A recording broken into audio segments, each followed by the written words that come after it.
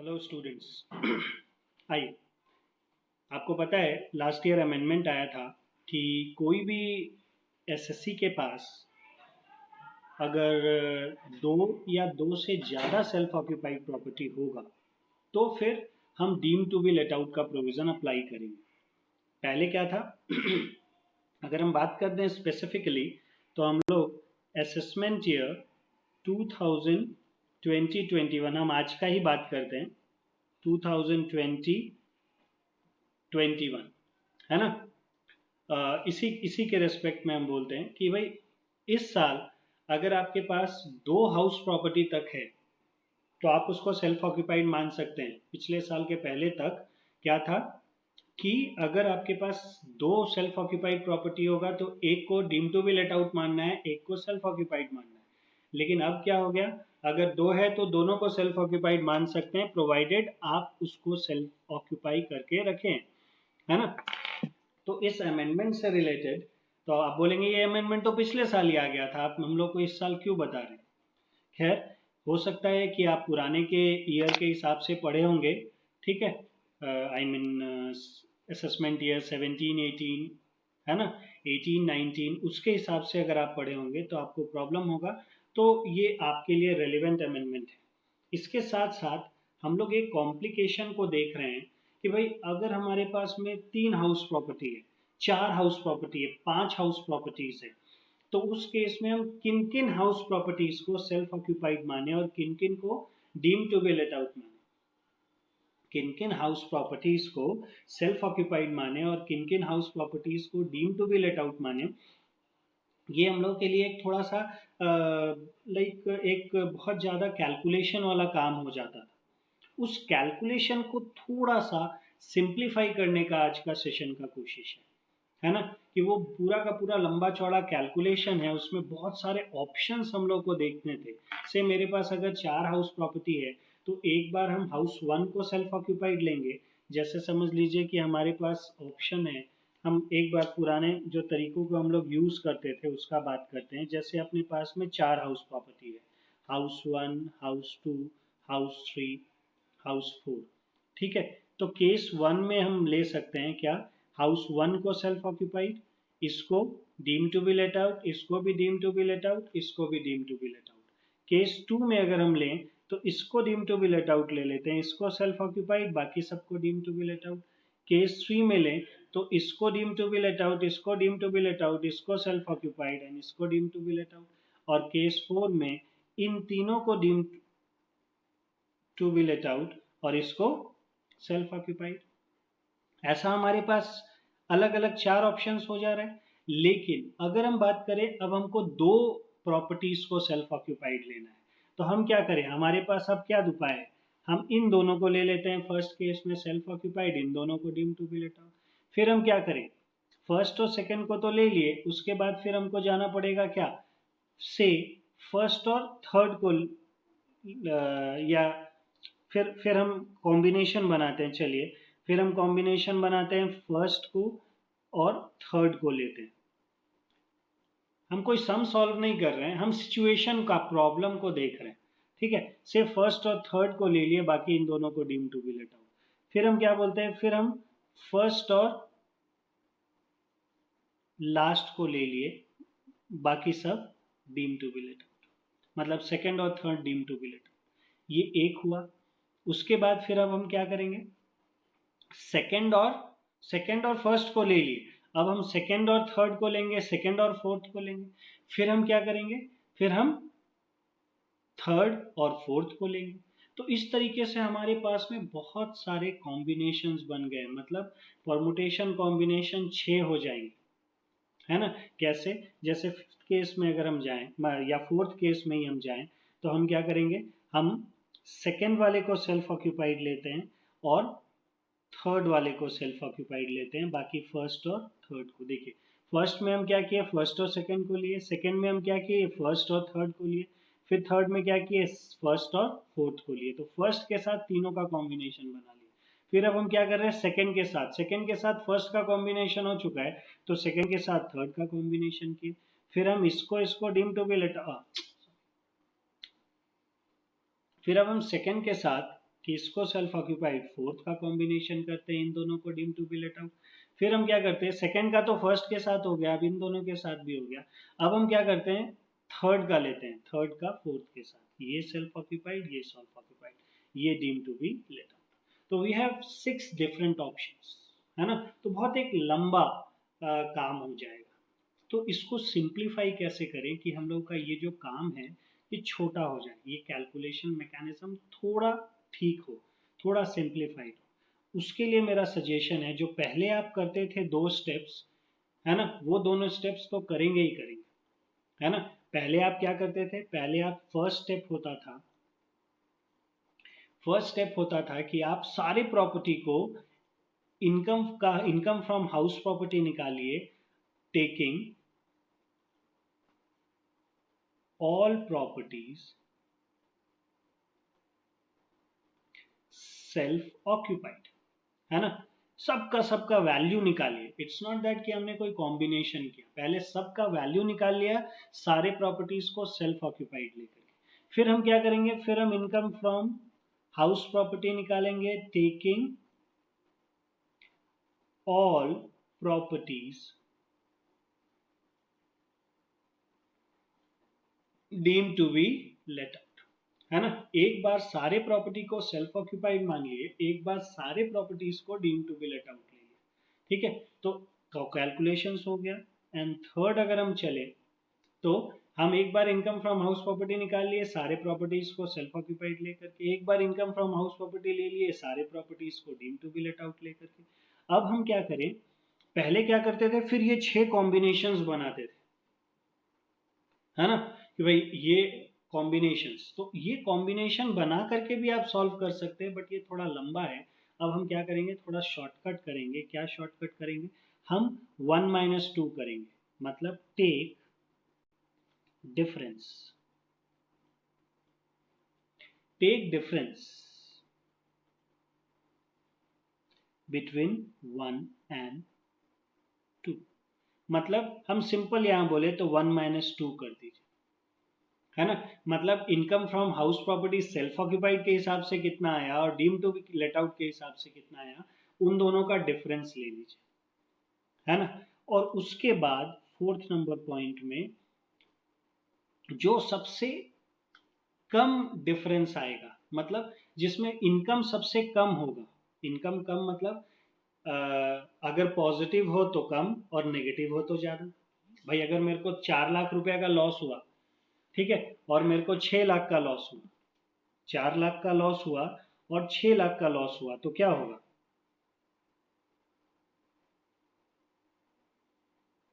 अगर हमको 4 लाख रुपए का लॉस हुआ और हमको 6 लाख रुपए का लॉस हुआ, तो कौन सा कम है, 6 लाख का लॉस कम है। आप बोलेंगे हाँ, लॉस के नजर के हिसाब से देखें तो 4 लाख का लॉस कम है, लेकिन इनकम के नजर से देखेंगे तो 6 लाख रुपए का जो इनकम है वो ज्यादा नेगेटिव है।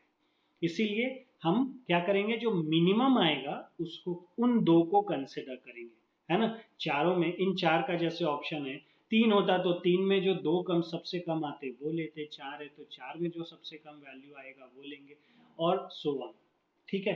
कंसिडर द मिनिमम, ठीक है, अमाउंट एज सेल्फ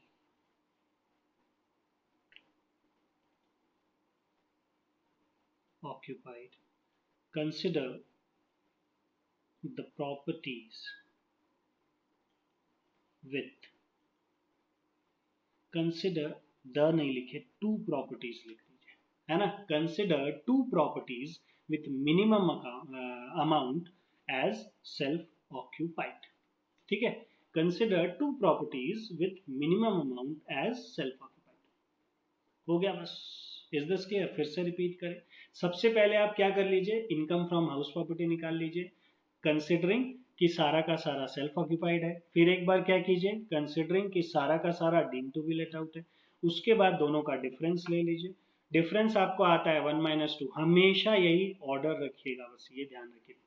ये नहीं कि पहले deem to be let out कर दे, नहीं, पहले क्या कीजिए, सेल्फ ऑक्यूपाइड का ही निकालिए, फिर deem to be let out का निकालिए, दोनों का डिफरेंस ले लीजिए 1 - 2, सिंपल मैथमेटिक्स है ना। और जिन दो प्रॉपर्टीज का वैल्यू सबसे कम आएगा that is your self occupied property, and बाकी का प्रॉपर्टीज क्या हो जाएगा आपका, deem to be let out.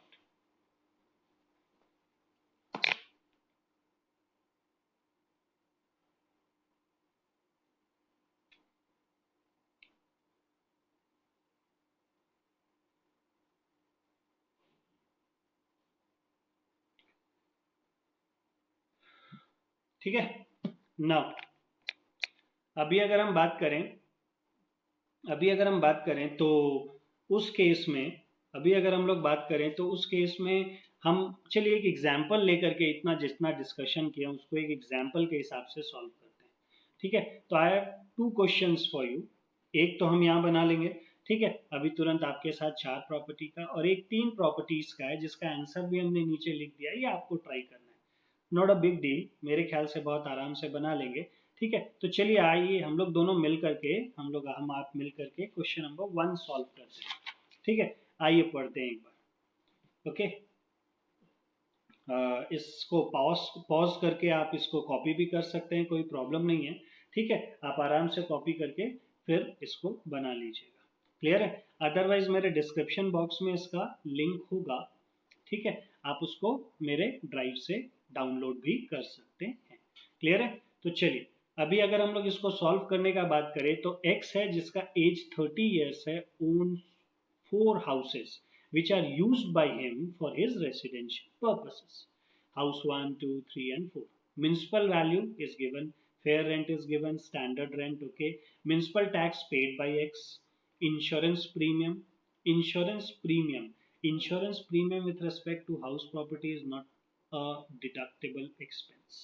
ठीक है, then interest on capital borrowed for purchase or construction including 1/5 of, ठीक है, including 1/5 of the pre-construction period's interest wherever applicable. That means we need not require to actually calculate the amount of interest, rather we need to consider it as, है ना, either the entire amount or otherwise. ठीक है, but we need to consider this particular line also. Capital was borrowed before April 1, 1999 in the case of house 1, 2, 3 and 4. मतलब सारे के सारे properties का जो लोन लिया गया था वो सब 91 के पहले का है। तो उस केस में अगर उसको सेल्फ ऑक्यूपाइड मानते हैं तो हम लोगों को जो डिडक्शन मिलेगा that deduction will be limited for, या कितना, that will be up to ₹30,000 only, है ना, उससे ज्यादा आपको डिडक्शन नहीं मिलने वाला है। Is this clear? तो आपको वो ध्यान रखना है। फिर repayment of loan taken from LIC for acquiring house property.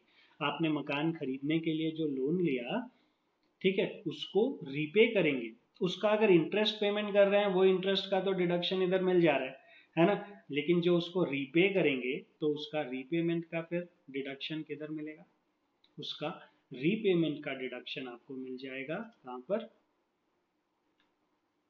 That will B आपका 80C में, है ना, जो आप रीपे करेंगे उसका डिडक्शन आपको मिल जाएगा अंडर सेक्शन 80C। ठीक है, तो हम लोग वहां उसको कंसिडर कर लेंगे 80C। Got it? चलिए आइए आगे बढ़ते हैं। तो यहाँ पर आइए अब हम लोग इसको सॉल्व करते हैं। ठीक है, इस क्वेश्चन को सॉल्व करते हैं। अच्छा आगे भी पढ़ ही लेते हैं। Find out the net income and tax liability of X for the assessment year 2021 taking into consideration the following information, है ना। First, income of X from other sources is 14,75,000, ठीक है। X has deposited rupees 1,08,000 in the public provident fund during the previous year 1920, okay, इस पे 80C का deduction मिलेगा। Find for the assessment year 1920 House 3 was considered for the benefit of section 23(2)(a)(1). X would like to change the option if it is permissible under law, वो लो नहीं होना चाहिए, law होना चाहिए, law, and if it is otherwise beneficial for reducing the tax bill. ठीक है, चलिए हम लोग इसको बनाते हैं। ठीक है, बाकी और सब चीज बाद में देखेंगे, पहले इन चारों का जो कॉम्बिनेशन है वो बनाते हैं। चलिए तो हम लोग इसको जल्दी से सॉल्व करते हैं। तो आपके पास क्वेश्चन है ना, आपने लिख लिया है। तो आइए, सबसे पहला हम लोगों का क्या स्टेप हम लोग सीखे थे इसके लिए, है ना। अब हम लोग अगर जाएं सॉल्यूशन फर्स्ट को देखें, तो सबसे पहले हम लोग मान लीजिए वर्किंग नोट नंबर 1 बनाते हैं। ठीक है, income from house property taking all properties as self-occupied, taking all properties as self-occupied, चारों के चारों प्रॉपर्टीज को सेल्फ ऑक्यूपाइड ले लेते हैं। House 1, house 2, house 3 and house 4। इन चारों प्रॉपर्टीज को हम लोग एक बार कैलकुलेट करते हैं सेल्फ ऑक्यूपाइड की तरह, फिर एक बार कैलकुलेट करेंगे deem to be let out की तरह। खैर, सेल्फ ऑक्यूपाइड प्रॉपर्टी के लिए gap gross annual value nil होगा, ग्रॉस एनुअल वैल्यू अपना निल होगा सबका। डिडक्शन और कोई भी नहीं मिलेगा, लेकिन सिर्फ इंटरेस्ट ऑन बोरोड कैपिटल का मिलेगा। ठीक है, और वो भी मैक्सिमम 30,000 मिलेगा। रीजन क्योंकि आपने अमाउंट जो बोरो किया है वो 99 के पहले बोरो किया। क्लियर है। तो आप अगर क्वेश्चन पर जाएं तो सबसे पहले वाले प्रॉपर्टी में 11,060 है, मिल जाएगा डिडक्शन। दूसरे में 2,30,000 है, डिडक्शन हमको 30,000 का सिर्फ मिलेगा। थर्ड में, फोर्थ में, सब में 30,000 से ज्यादा का है, तो deduction will be limited to ₹30,000। पहले वाले में बस 11,060 रुपीज का डिडक्शन हम लोग को मिल जाएगा।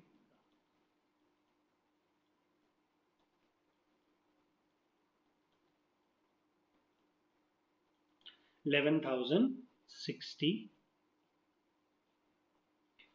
फर्स्ट वाले में, और बाकी सब में 30,000 का।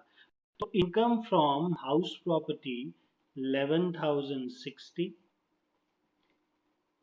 नेगेटिव 30,000, फिर 30,000,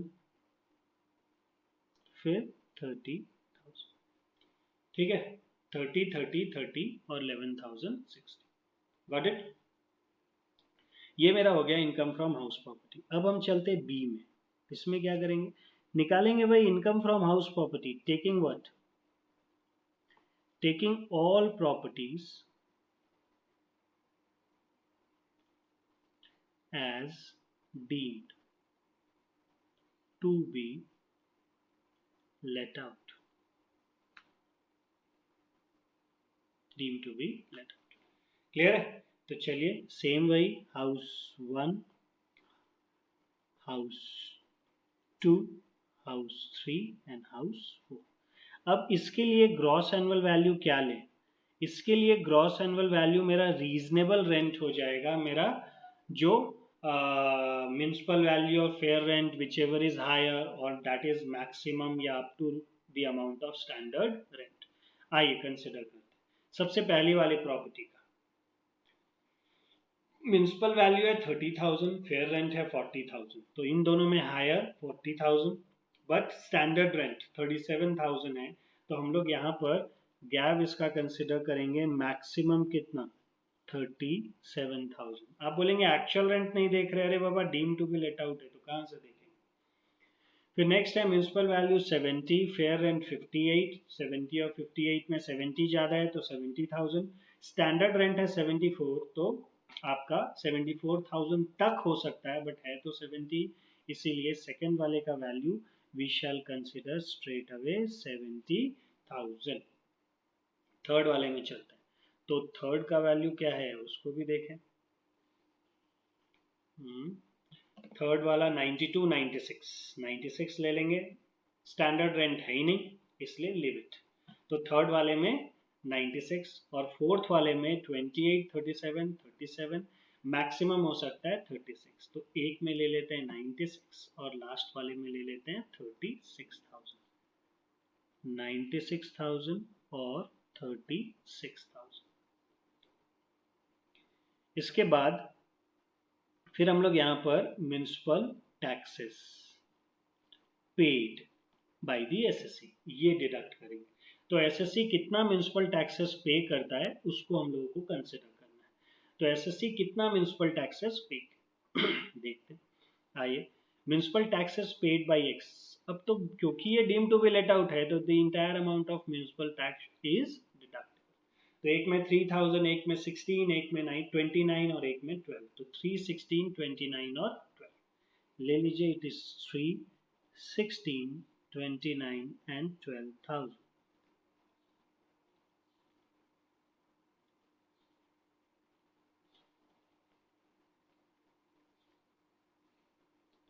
तो ये आ जाएगा आपका NAV, that is net annual value. ये सबका फुल फॉर्म जानते ही हैं, 34,000। ये हो गया 54,000। ये हो गया 30 गया तो 67,000। ये हो गया 24,000, है ना। नैव आया। अब हम लोग डिडक्शंस लेंगे अंडर सेक्शन 24। 24A में हम लोग ले लेंगे standard deduction at the rate of 30% of NAV, है ना, at the rate of 30% of NAV. तो चलिए भैया, 34,000 का 30% कितना होता है? 34,000 का 30% होता है 10,000, सॉरी नीचे लिखना है 10,200। क्लियर है? और साथ ही साथ इंटरेस्ट का भी डिडक्शन ले लेते हैं, इंटरेस्ट ऑन बोरोड कैपिटल। ठीक है,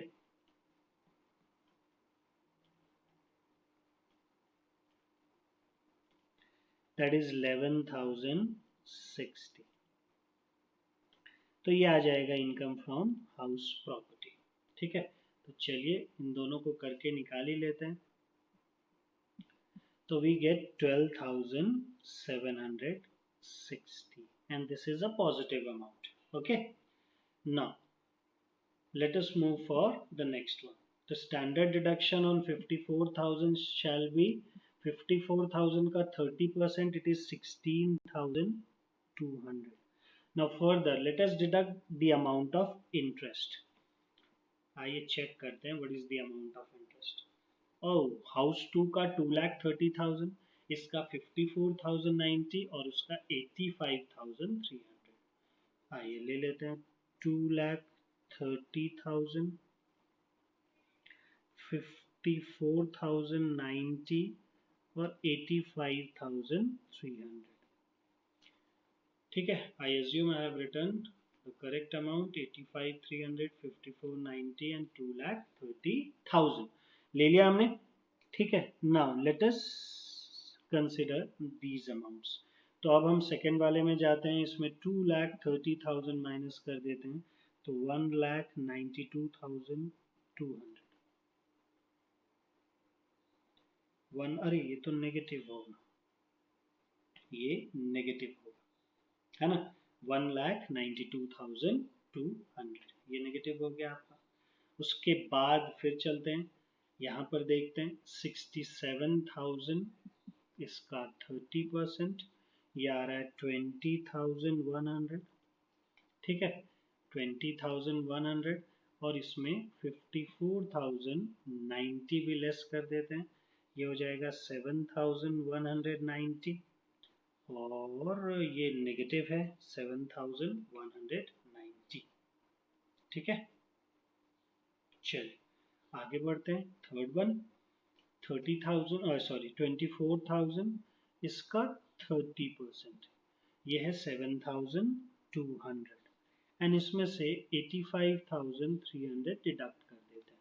तो माइनस 24,000, 7,200, तो 68,500 68,500 आ रहा है और वो भी नेगेटिव। 68,500 आ रहा है वो भी नेगेटिव। चलिए कर लीजिए जल्दी से, समझ में आया? ये चार प्रॉपर्टीज है, इन चारों के चारे प्रॉपर्टीज का वैल्यू हमने किस हिसाब से निकाला? हमने चारों के चारे प्रॉपर्टीज का वैल्यू एक बार उसको क्या मान के निकाला? सेल्फ ऑक्यूपाइड मान करके। एक बार उसको क्या मान करके निकाला?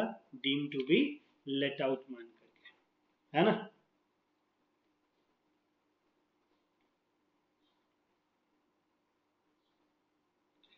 हो गया भाई?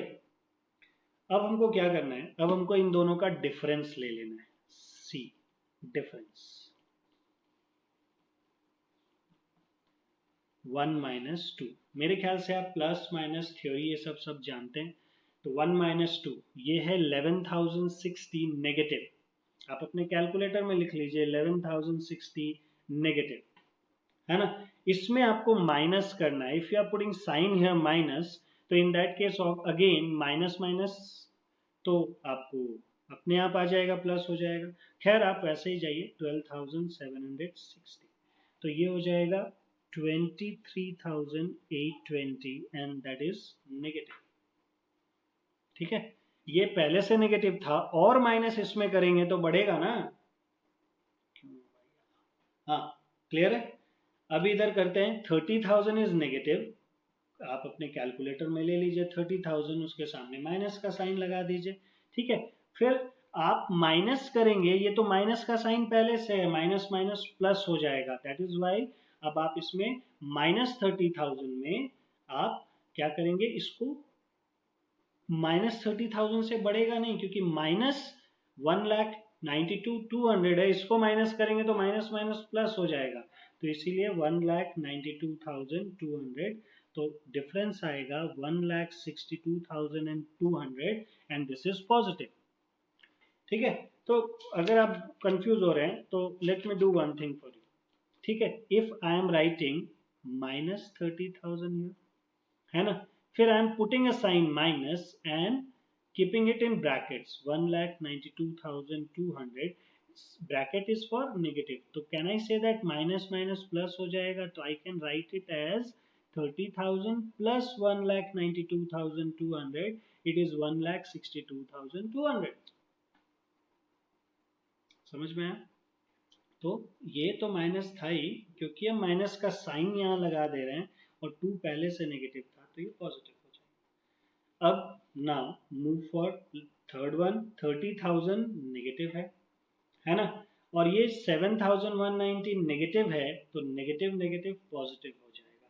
ठीक है, तो प्लस कर दीजिए 7190 and here you get a negative figure of 22,810। ठीक है, एंड द लास्ट वन, तो माइनस 30,000 और माइनस माइनस तो प्लस हो जाएगा ना, क्योंकि ये पहले से ही है, प्लस कर दीजिए 68,500।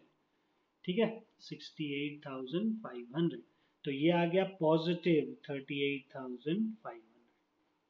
पर ये क्या गायब कैसे हो गया? 810, let me write it. Okay, there is a problem थोड़ा सा, लेट मी, इसको हम थोड़ा ऊपर लिख दे रहे हैं, है ना? इट इज कितना था, भूल गया। Late me do it. 30,000 ये नेगेटिव था, प्लस 7190, 22,810, 22,810।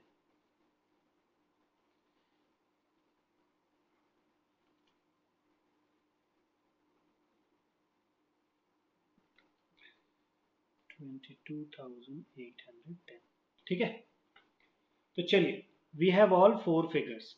अब इसमें सबसे कम वाला कौन सा है? तो भाई जो नेगेटिव है वही ना सबसे कम होगा, तो हम बोल सकते हैं फर्स्ट और थर्ड। फर्स्ट सबसे कम है, थर्ड उससे थोड़ा ज्यादा है, बट फिर भी ये नेगेटिव है, फिर ये, फिर ये।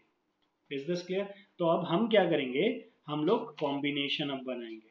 क्या कॉम्बिनेशन बनाएंगे? किसको किसको कंसिडर करना है? वी नीड टू कंसिडर जो सबसे कम कम वाला वैल्यू होगा उसको सेल्फ ऑक्यूपाइड, और ज्यादा जो वैल्यू होगा उसको deem to be let out.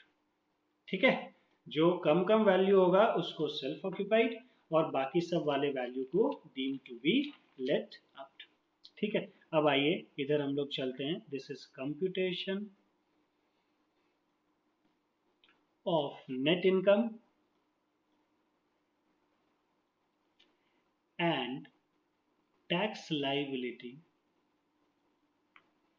of Mr. X for the assessment year 2020-21.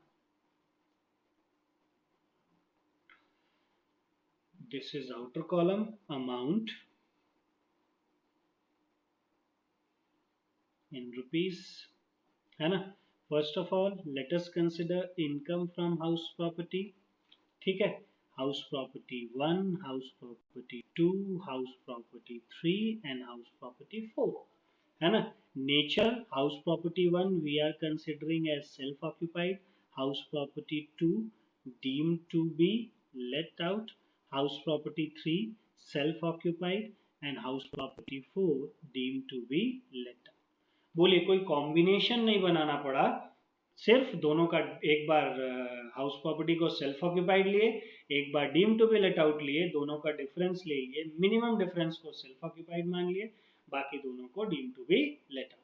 तो let us consider the income. Since this is self occupied we need to take 11,060 negative. Now this is deemed to be let out, तो consider negative 1,92,200.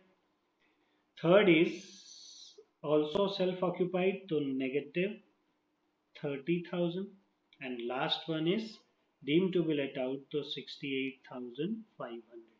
In these situation, you will be at the best position. So now consider 11,060, all are negative figures. To add it, 30,000 and 68,500. तो we get a total amount। आप जल्दी से निकाल लीजिए, यहाँ पर कितना आ रहा है टोटल अमाउंट।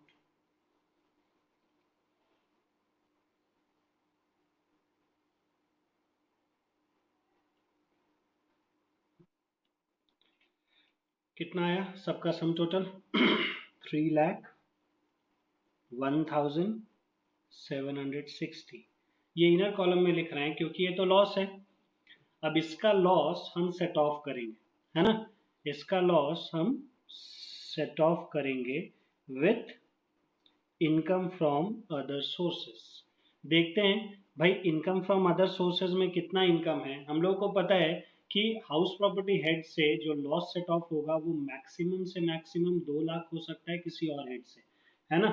तो चलिए इनकम फ्रॉम अदर सोर्सेज कितना है पहले उसको कंसिडर कर लेते हैं, उसके बाद फिर लॉस को सेट ऑफ करने का बात करेंगे। Income of X from other sources is 14,75,000, तो we can very easily consider this. The entire amount should be considered। अरे भैया आप आराम से रहो, ठीक है। चलिए तो हम लोग यहाँ पर क्या करते हैं, 2 लाख रुपया ही सेट ऑफ करेंगे इनकम फ्रॉम अदर सोर्सेज से। नाउ द रिमेनिंग 1,01,760 का loss to be carried forwarded, इतना लॉस को हम कैरी फॉरवर्ड कर देंगे and there is no income under the head income from house property. ठीक है, अब चलिए हम लोग दूसरा हेड में चलते हैं, income from other sources. Income from other sources में बोल ही दिया कितना रुपए है, 14,75,000, है ना। अब हम इसको सेट ऑफ कर देते हैं, set of loss from house property rupees 2 lakh, तो जो आपका बचेगा दिस विल बी 12,75,000। यही ना भाई कि हम गड़बड़ लिख रहे हैं। 1475 था इधर इनकम, उसमें से वो माइनस कर दिया। ठीक है, अब हमको डिडक्शंस का बात करना है, तो वी हैव 2 डिडक्शंस हियर। मतलब deduction is under section 80C, but 2 items are here. एक है रीपेमेंट ऑफ लोन और एक है हम लोग का डिपॉजिट्स। ठीक है, सेल्फ ऑक्यूपाइड प्रॉपर्टी हो चाहे लेट आउट हो, रेसिडेंशियल हाउस प्रॉपर्टी होना चाहिए तो डिडक्शन मिल जाएगा। खैर चलिए, तो अब हम लोग यहाँ ले लेते हैं gross total income GTI, it is 12,75,000 only. ना अब हम लोग यहाँ मेरे पास जगह नहीं है, हम अगले पेज में जा रहे हैं, ठीक है। 12,75,000, ठीक है। आई तो GTI is 12,75,000 एंड डिडक्शन हमको देना है अंडर सेक्शन 80C। क्या क्या चीज का, एक तो हम दे देते हैं मेरे ख्याल से रीपेमेंट ऑफ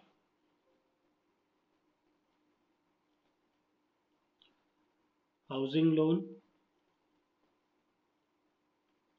है ना, कितने रुपए का है, तीनों को सम टोटल कर लेते हैं भाई। तीनों आप उसको deem to be let out मानिए या self occupied, residential house property होना चाहिए। तो 6,000 प्लस 17,000 प्लस 2,000, तो टोटल मिला करके ये हो जाएगा आपका 25,000, है ना। 6,000 प्लस 17,000 प्लस 2,000 और 1,08,000 आपने PPF में डिपॉजिट किया है, ठीक है।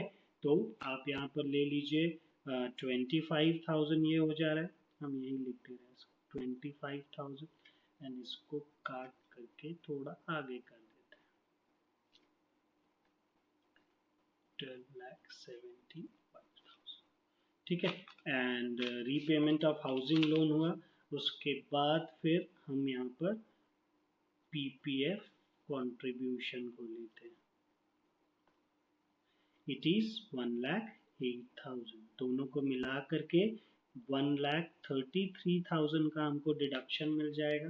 12,75,000 में 1,33,000 का डिडक्शन ले लिए तो 11,42,000 रुपीज का हम लोगों का नेट इनकम आएगा। और साथ ही साथ उधर जो लॉस था वो हाउस प्रॉपर्टी का नेक्स्ट ईयर कैरी फॉरवर्ड होगा। अब हम लोग इसके ऊपर इनकम टैक्स निकाल लेंगे, तो इनकम टैक्स कितना आएगा, 10 लाख तक हम लोग को पता है क्या, ये सीनियर सिटीजन है 30 इयर्स का है, ठीक है ना। वो मेरा ध्यान इधर चला गया था, ये सीनियर सिटीजन है। खैर ये 30 इयर्स का है तो सीनियर सिटीजन नहीं है, तो इन दैट केस आपका 10 लाख तक तो 1,12,500 होगा और 1,42,000 रुपीज है उसका 30%, है ना। तो दोनों को ऐड कर देते हैं 1,12,500 एंड दिस, तो ये हो जाएगा 1,55,100 और इसके ऊपर HC लगा लेते हैं एट द रेट ऑफ 4%। तो इसका 4% कम्स टू 6,204, तो दोनों को ऐड कर देंगे तो 1,61,304, ठीक है। This is total income tax paid, ठीक है। ये है टोटल इनकम टैक्स पेड। तो ये जो हम लोग का इनकम टैक्स पेबल 161,304 रुपीज का है, ये हम पे कर देंगे, इसको लेकिन राउंड ऑफ करेंगे हम लोग under section 288B, this comes to 161,300। समझ रहे हैं?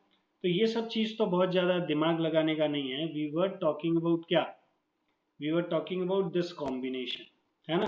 तो पहले क्या था, हम लोग अलग अलग कॉम्बिनेशंस बनाते थे तो थोड़ा काम ज्यादा रहता था। अब हम आराम से इसको दो प्रॉपर्टी के सम्स को सॉल्व कर सकते।